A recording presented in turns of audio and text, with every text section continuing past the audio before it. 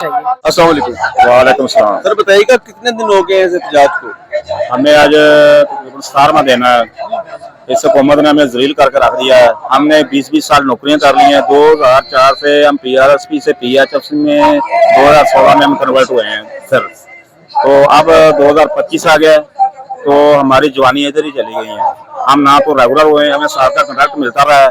अब जो हमें फारग करने लगे हैं जब ये सेंटर आउटसोर्सिंग हो जाएंगे तो जो PHMC और IRMNCH के मुलाजिम को उन्होंने फारग कर देना है और रेगुलर को उन्होंने तबादला करके आगे पीछे कर देना है। अगर अपने जिले में उनकी सीट ना होगी तो दूसरे जिले में उनको कन्वर्ट करेंगे। तो हमें जॉब का नौकरी का तहफ़्फ़ुज़ दिया जाए। हमारी तो यही CM से गुजारिश है कि वो सर 17 दिन के अंदर जो वजीर सेहत हैं या जो मेडिकल डिपार्टमेंट से रिलेटेड वजीर हैं, लोग हैं, क्या उनमें से किसी इस मामले को सीरियस लिया है? क्या कोई आया है आपसे बात करने के लिए? कोई नहीं आया। इधर असेंबली में हमारी को पंजाब असेंबली में हमारी आवाज उठी है कि उनकी जाके बात सुने। MNMPs में उन्होंने कहा है, लेकिन इधर हमारे पास अभी तक कोई नहीं आया। तो हम ऐसे ही बैठे हुए हैं बेसरो सामान। हमारा खाना पीना सब इधर ही है, हमारा मरना जीना इधर ही है अभी।